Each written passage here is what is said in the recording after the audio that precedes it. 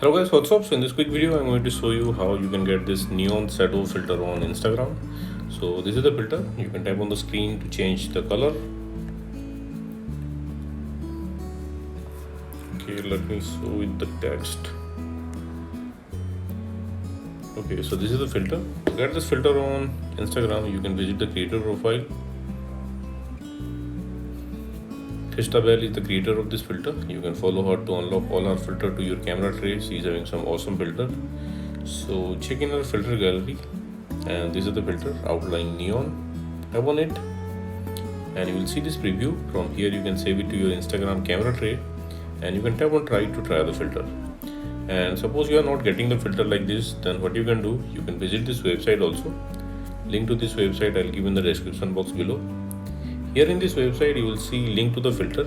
Just tap on the link and open it with Instagram. Okay, and likewise also you can get this filter on Instagram.